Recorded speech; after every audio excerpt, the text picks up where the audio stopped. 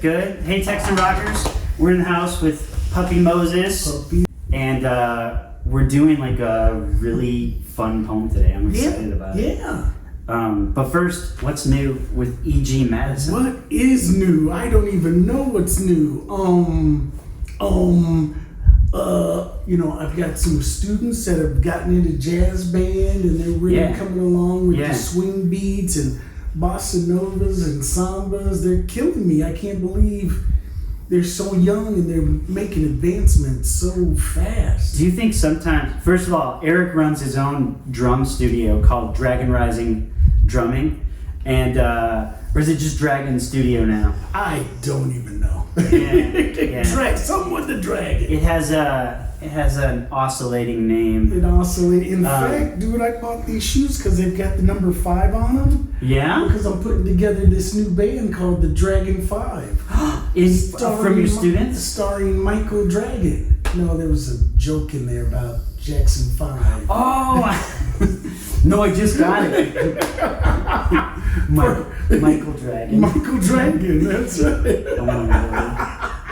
I didn't catch up to that for a while. Oh my goodness. Oh, do you think, okay, so you have students that are really coming along. My son's one of them. Yeah, right. Do you think part of the reason you can go so far, so fast as an artist when you're young is that you, one, don't know it's supposed to be hard, and two, you're not afraid to fail. Right. Right? That's it.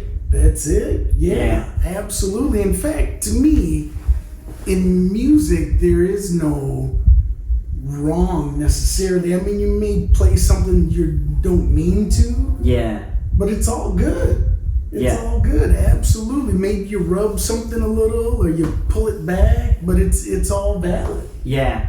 Do you think that's why so many people that really appreciate art are going back to vinyl because they actually want the imperfections in the recordings and they want to hear the subtle things that for years and years have been like glossed over digitally.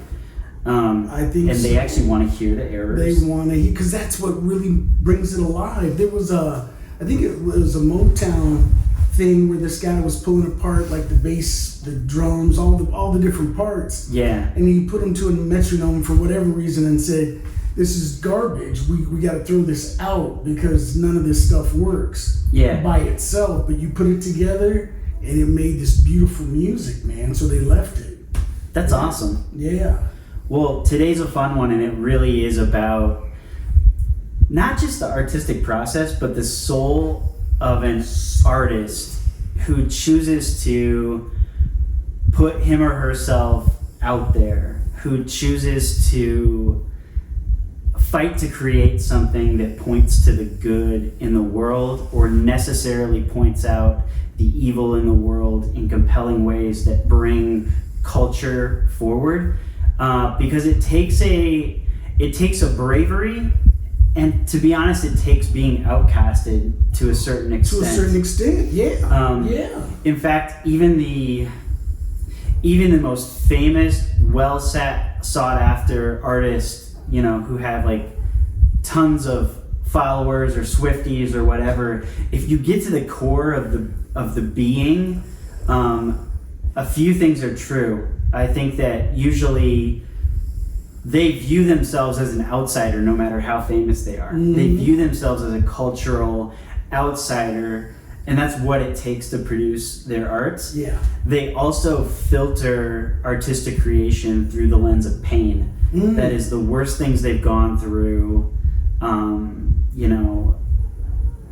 become the fire of the art itself. Right. Yeah. And they a lot of times are pulling back their talents for cultural acceptance. Mm-hmm. That is like speaking of Taylor Swift, her folk album was fantastic, but she never could have just released a folk album from the get-go. It would have received no traction or no notice or whatsoever, but she has such a huge popular cultural following that when she finally said, "This is what I want to make next," no one could really do anything about it. Right. And it really showed a lot of the talent that she probably doesn't get to use when she writes a pop song. Right, exactly. Right? Exactly. Not speaking as a Swiftie, just as an observer of artists.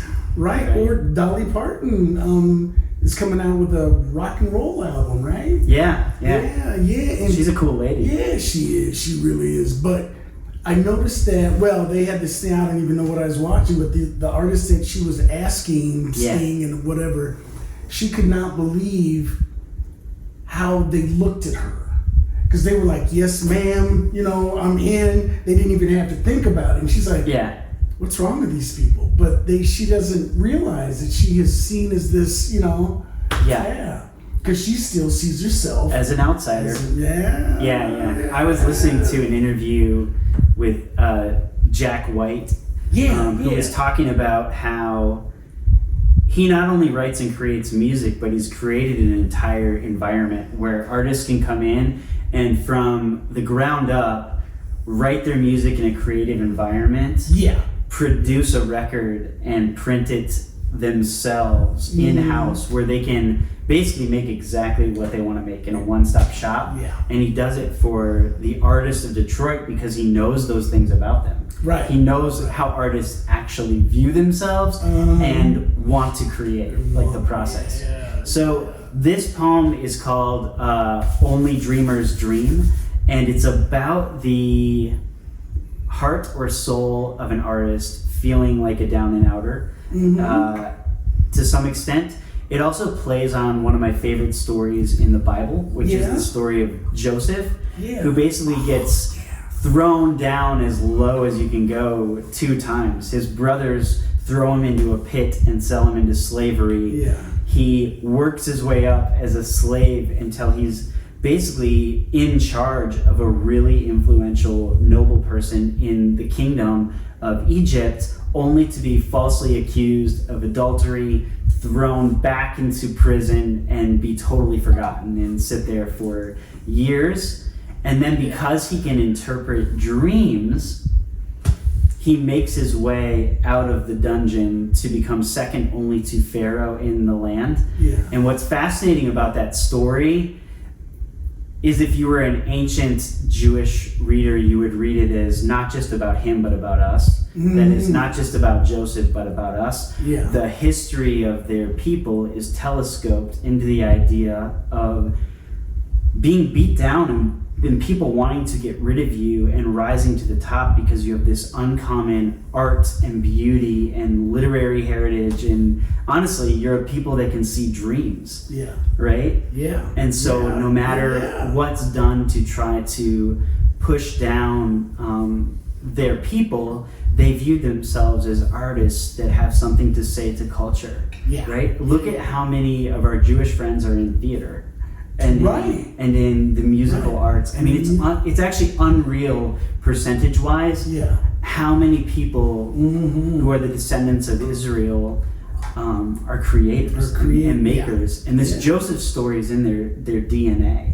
And the thing behind the thing in this story and in the ancient Near East is that interpreting dreams, and that's very, very magical to them. It's not an explained science. It's like a mystical thing that you either have it or you don't.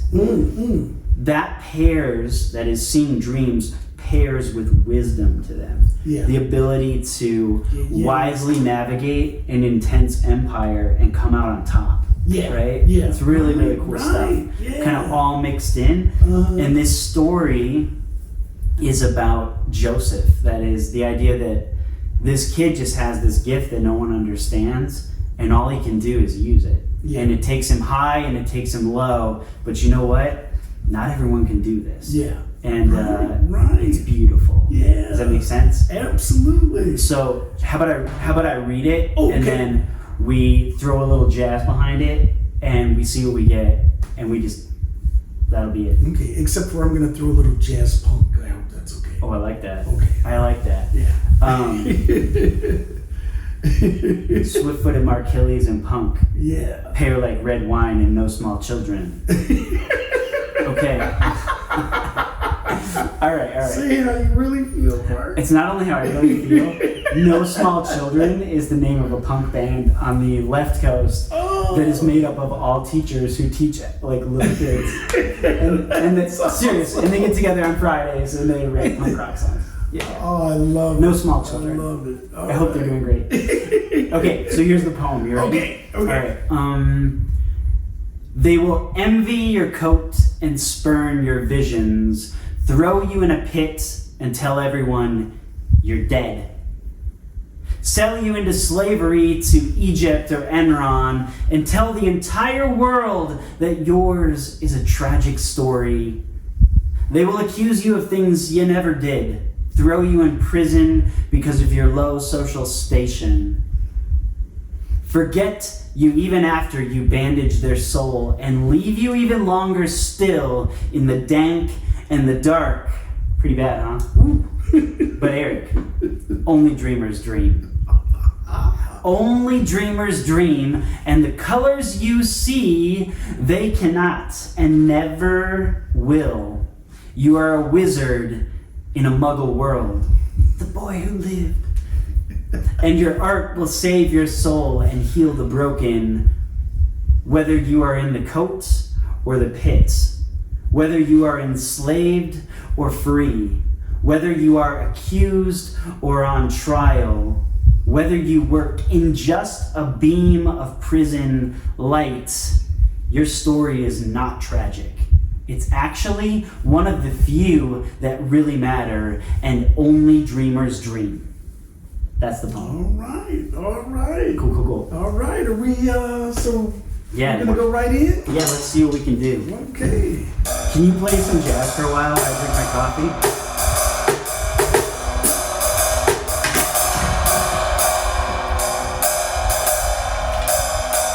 Did you drop your stick? That's okay. Cut it.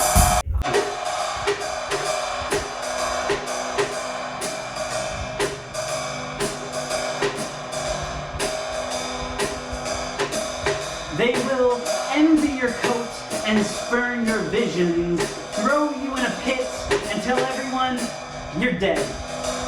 Sell you into slavery to Egypt or Enron and tell the entire world that yours is a tragic story. They will accuse you of things you never did, throw you in prison because of your low social station, forget you even after you bandage their soul, and leave you longer still in the dank and dark. But only dreamers dream. Only dreamers dream, and the colors you see, they cannot and never will.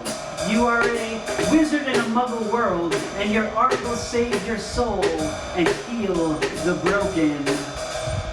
Whether you are in the coat or in the pit, whether you are enslaved or free, whether you are accused or on trial, and whether you work in just one beam of prison light, your story is not tragic. It is actually one of the only few that really matter, and only dreamers dream.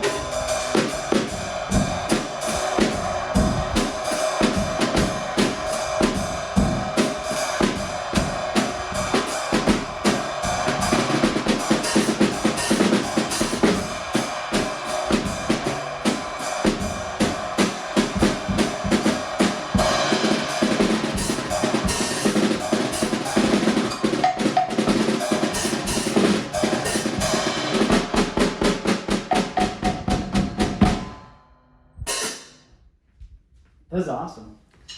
Can I ask you about that? Yeah. Okay, so you and I talk about this so much, but art is tumultuous. It's like when you're a creator, some days you're this flurry of invention and production, and you're prolific, and the very next day, you might not want to get out of bed, Right. or do anything, or see anyone, and it's just like anyone that's an artist knows that up and down, right?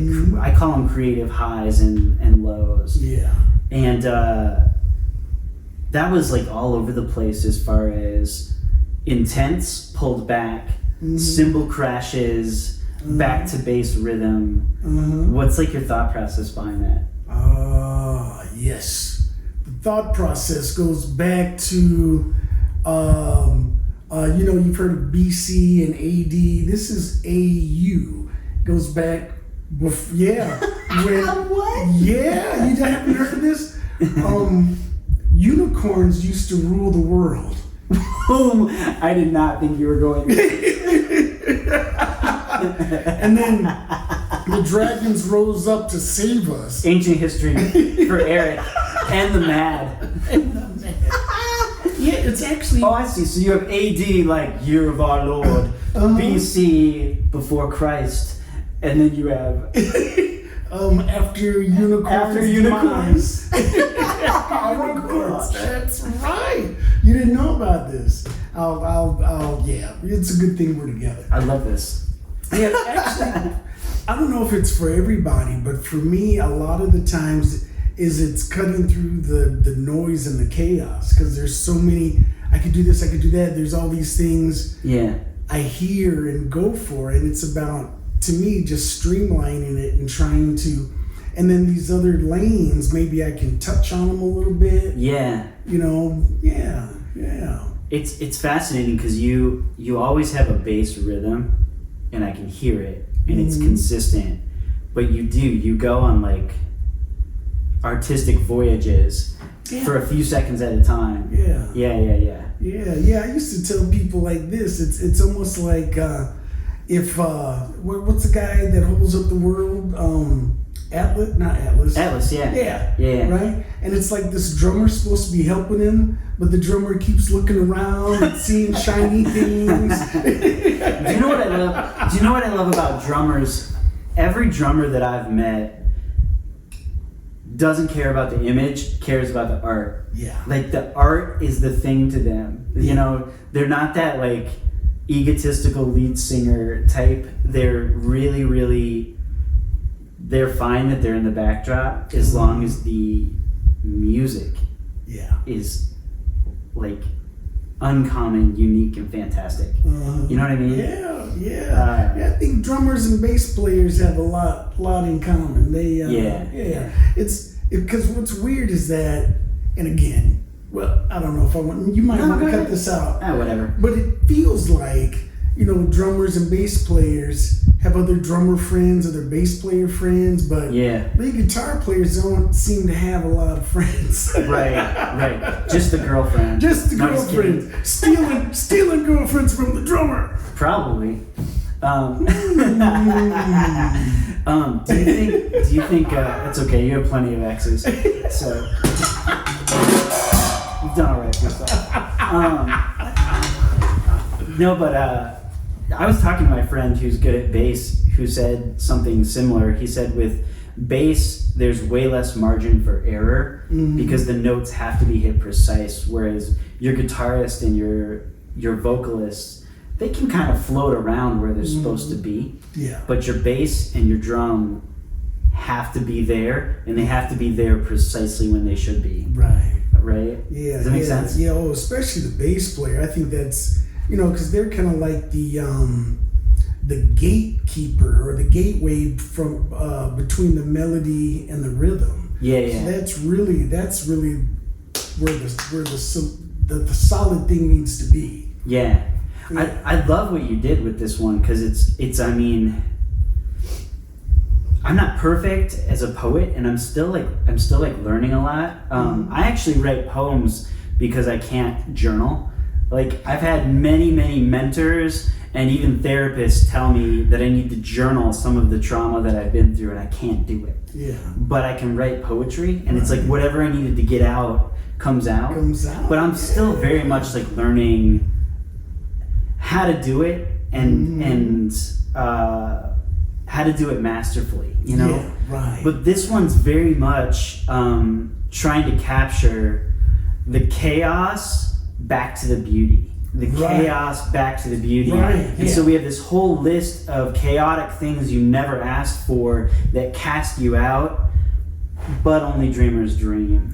Right? Yeah. And only dreamers dream, whether you're in this circumstance or this goes wrong or that goes wrong, but only dreamers dream. Yeah. And your story is not this, but it's this. Yeah. Right. Yeah. And yeah, like yeah. the rhythm really augmented that. Yeah. It was cool. It was cool. Yeah. All right. Is that good for this episode? Sure. I don't know. What do they think? Why not? All right. Well, we love you, Text and Rockers, and